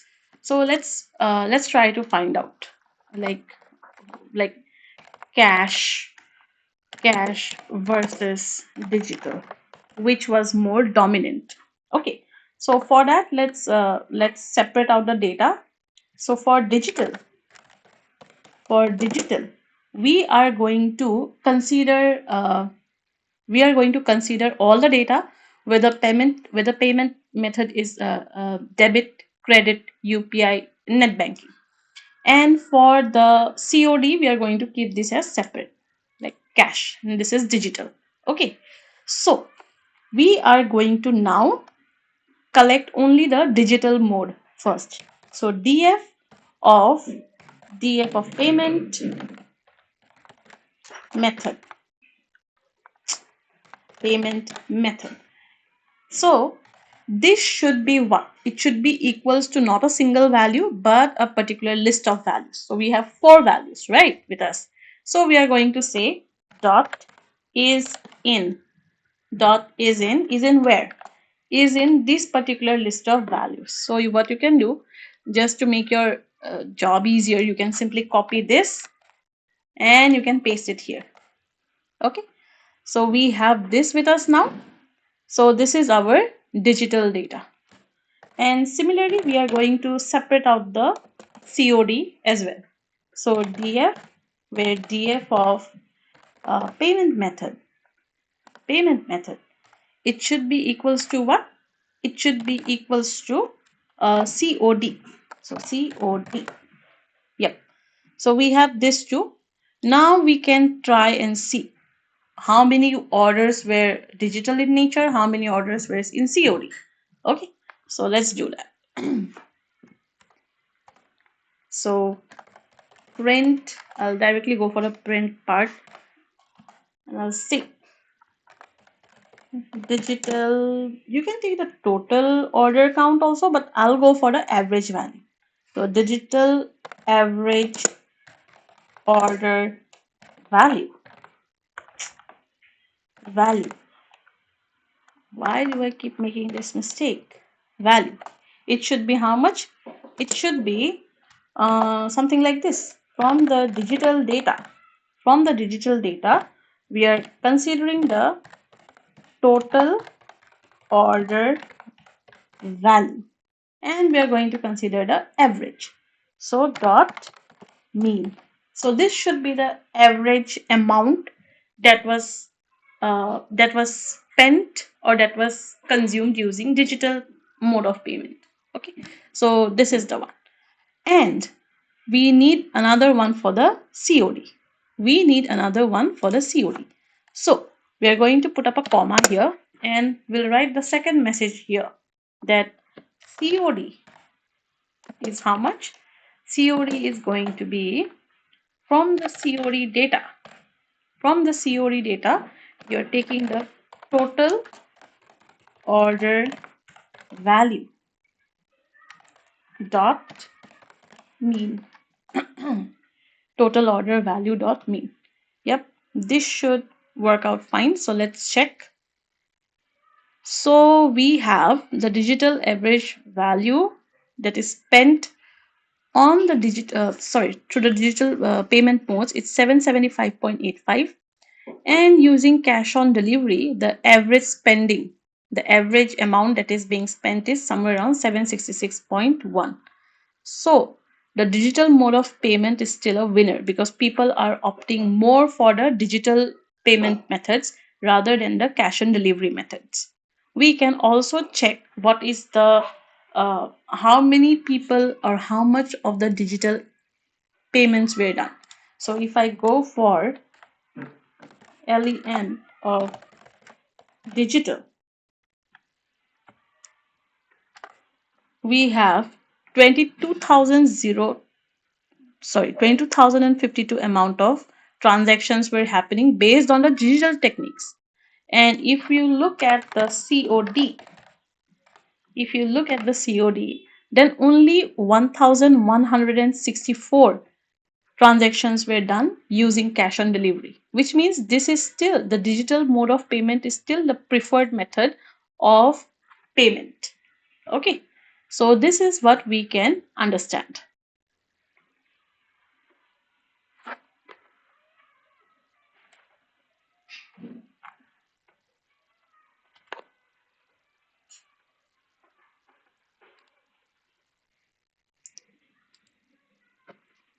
All right, so the next thing we are going to look into is the revenue concentration. Like if we are talking about how much the customers are spending, like whether a particular group of customer is spending more in comparison to the other group of customers. So we are going to check that. Okay, so let's call that as the revenue concentration. Revenue concentration. And we are going to first get the revenue that is generated for every single customer. So for that, we need to get the customer ID, and for every customer ID, what is the total order value that was there. Okay, so let's try to get that. So let's write it as customer revenue. Yeah, and this should be what? df dot group by based on the customer ID. And for every customer ID, we need the total amount of spending. So who is going to give us that? It is the total order value column. And we need the total, so we're going to use the sum function here.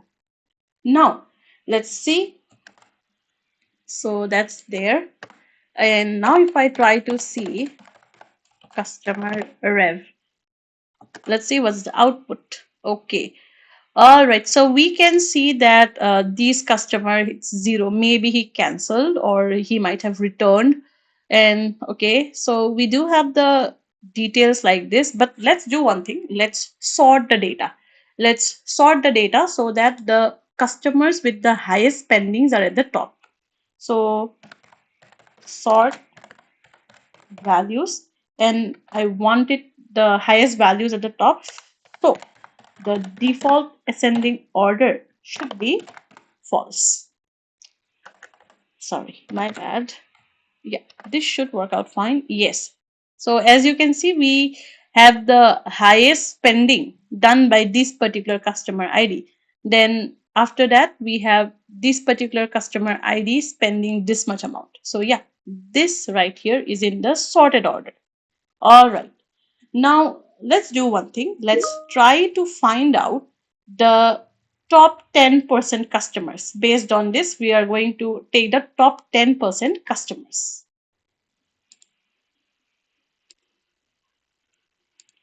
Okay, so for the top 10%, let's write it like that. Let me just add in a few cells and top 10 percentage. So we want this in the integer format. So just for the sake of non-complications, I'll just convert everything to an integer, lest it's converted to a big floating point number.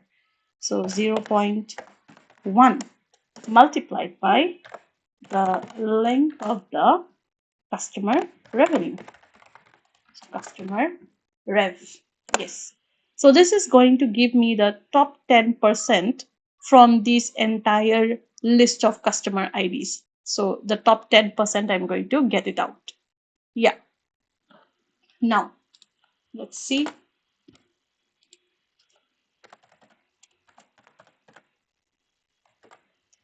Yep. So it's coming to be somewhere around 2,481. Yes. So this is the one. You can also consider it to be like the Pareto analysis, where you are following the 80-20 rule, right? So it's like you are kind of questioning, do a small number of customers contribute a large portion of the revenue? So yeah, so that's about it. All right, so let's see what is the amount of revenue contributed by this top 10%. So let's write it as revenue top 10. Sorry, revenue top 10. It is equals to the customer revenue dot head. And how much are we expecting? We are expecting the top 10 percentage. So top 10 P dot sum divided by the overall customer revenue. So divided by the customer revenue dot sum. Yep. So this should work out fine. Let me also print out the message for this. So the top 10% customers contribute. Should be rev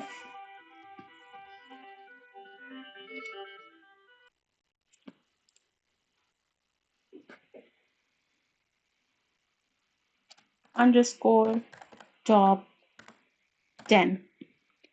And since we are talking about this in terms of percentage, I'll just add a percent symbol here. Yeah, that should work out fine. And let me put up as multiplied by 100. Yeah, that should work out fine. Top 10% customers contribute this much percent of revenue. Yeah, so let's give it a run. Let's see. So, okay, top 10% of the customers contribute somewhere around 23% of the revenue. Let me do one thing. Let me just round it up. Again, I am not a very big fan of decimals. So I do not want any such decimals. Now, yeah, this looks way better. This looks much better for me. Yes. So now we have the contribution from the top 10% of the customers. Yeah. Now the next thing that we can evaluate is going to be like the, we can think of it like the social media campaigns. So if you observe in our columns, if we look at our columns, you will be able to see something called as the where is it? Yeah, marketing slash advertisement. So if we observe here, we can see which particular marketing technique was more, more fruitful, which particular marketing technique was able to generate higher amount of revenue. So in order to do that, we need to use the uh, column which is the total order value, because that is the one that is giving us the overall uh, spending amount, right?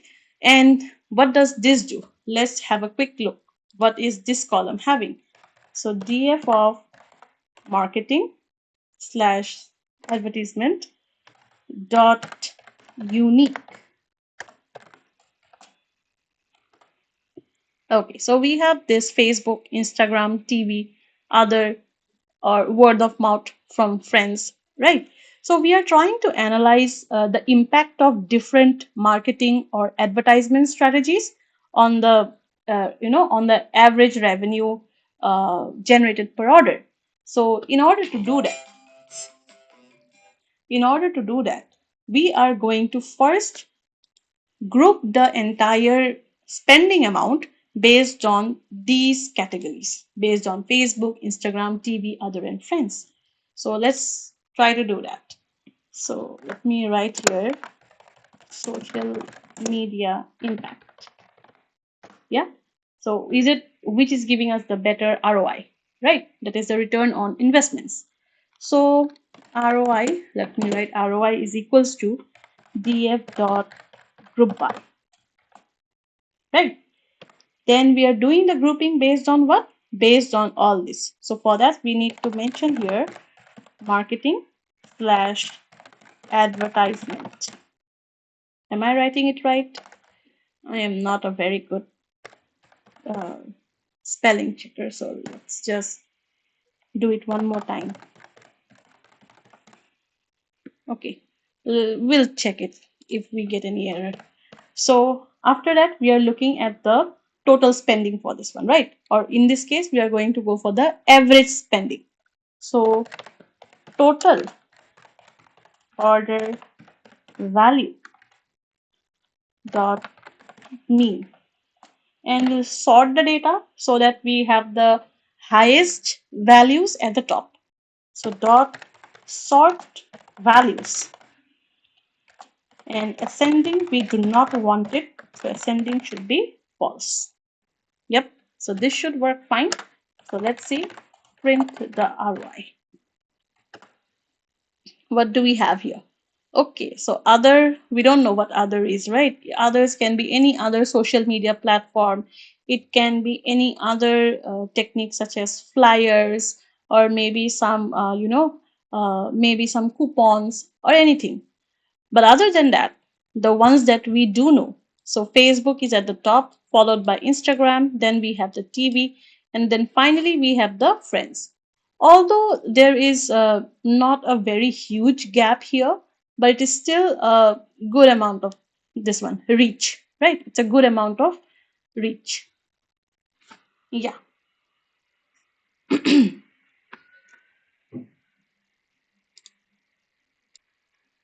All right. So, while we are on the topic of reach, I also want to find out how many customers came through all of these different methods, right? So, although this is giving me the spending average for each of this group, I want to find out the count of people for the different platforms that is listed here. So, let's call this as marketing reach. Yeah, that sounds about right. And let's say traffic. You can give any name that you want. Traffic sounds right for me because I'm counting the amount of people, the amount of traffic in different groups. So yeah. So yes, DF of what? Marketing slash advert, not the map. Marketing slash advertisement dot value counts. Yes. So we have this, and we are also looking at the people uh, where they have not returned anything. Yes. So we are going to count that. Let's call this as delivered. Delivered should be equals to what? It should be from the data frame DF. We are trying to get only those people where the order status is equals to delivered is delivered, and from the marketing slash advertisement we want the value counts only for the delivered status rows. So marketing slash advertisement. I do like it when I get the suggestions for the column names, but it's really hard when you have a very big column name and you have to ensure that the column name is proper. There should not be any kind of mistakes in the column names, otherwise that might become a problem later on. So dot value counts. Okay. So now if I try to check,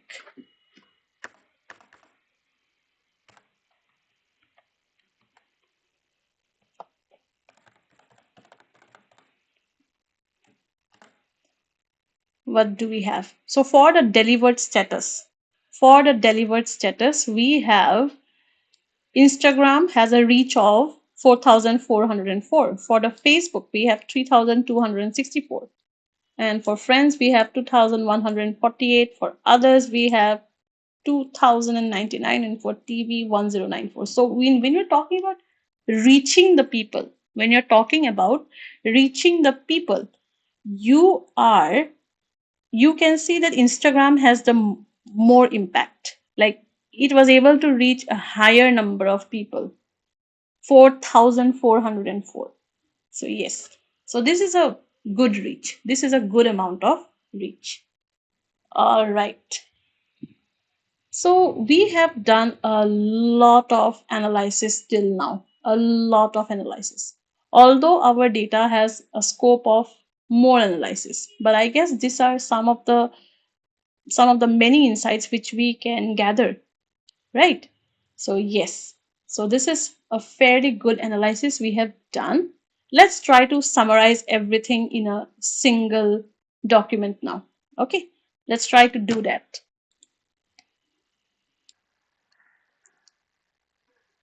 So now that we have done our analysis in Python, let's summarize everything, all the things that we have seen in this one single PPT.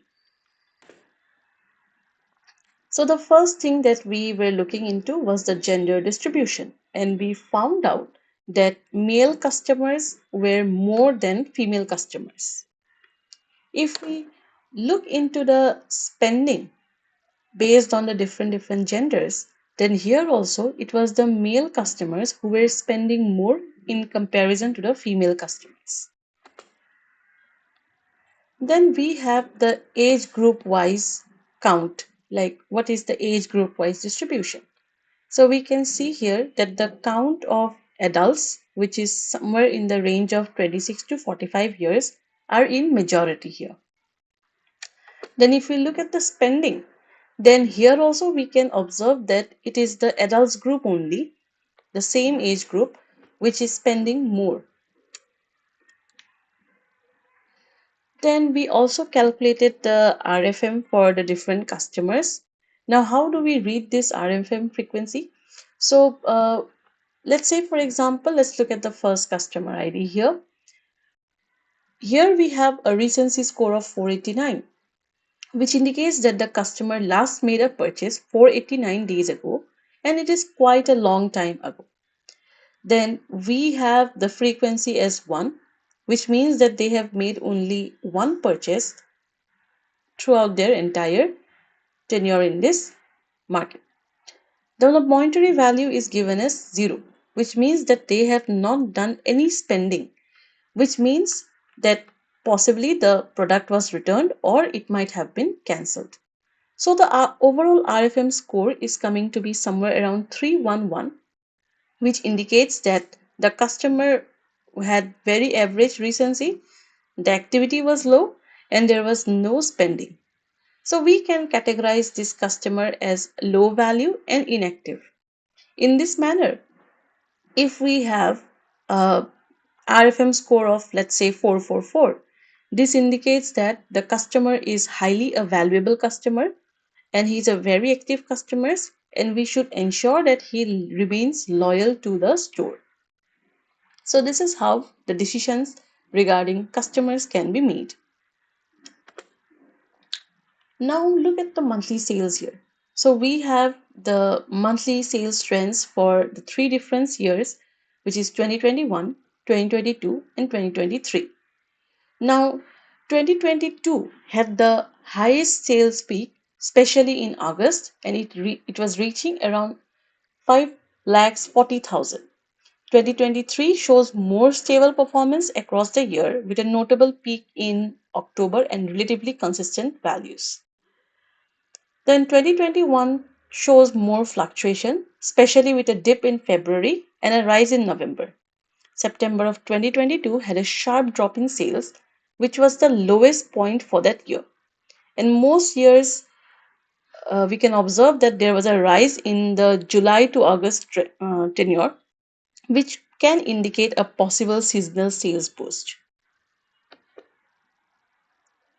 Now, let us look at the top 10 purchase products. So, top 10 purchase products or the top 10 products which was mostly demanded by the customers. So, we have the Parley Nutri Crunch digestive cookies, the bathroom cleaner, masala tea, moong dal. All these are the most demanded product by the customers, which means we can take a decision here that the store, DMart Ready store, needs to ensure that these products are always in stock because these are the most demanded product. Customers are always asking for these products, which means they should always be in stock.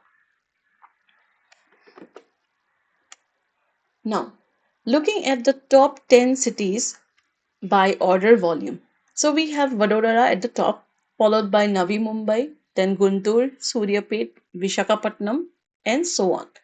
So these are the cities which has the highest customer base or from which the orders are being placed the highest.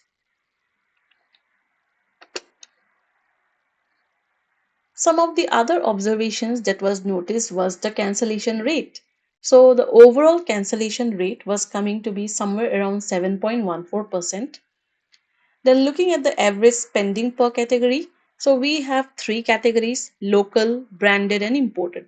And it was found that the average local spending was somewhere around 780.17, and for non-local, that is branded and imported products, the average spending was somewhere around 770.61. Regarding the mode of payment, it was observed that digital mode of payments, be it debit card, credit card, UPI, it was more preferred. The count was coming to be somewhere around 22,052, in contrast to cash based orders or COD orders, where the count was coming to be somewhere around 1,164. Also, if we look at the category dominance, it was found that local products were more demanded in comparison to branded or imported products.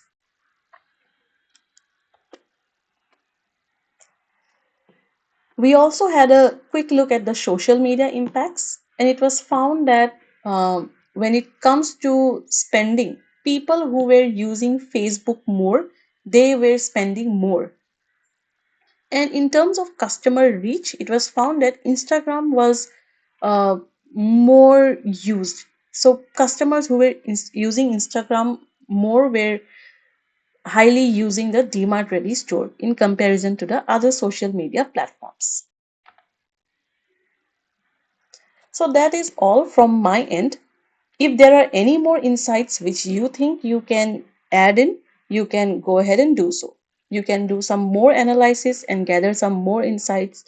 Let's say you do city-wise city-wise demanded products. Like say we observe Vadodara Navi Mumbai, and these cities were the most, you know, they had the highest amount of customers, or they had the highest amount of orders.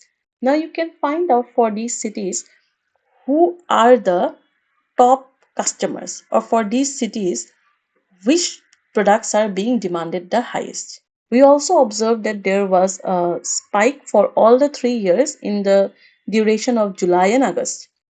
So we can observe which particular products were being purchased the most during this time for all the 3 years. So these are some of the additional insights which can be explored, and you can add them to your analysis. So the entire code, the data set, everything will be available in the GitHub link, which is provided in the description. So you can access that, you can fork it, you can make changes, and you can build your resume worthy project right here. Thank you.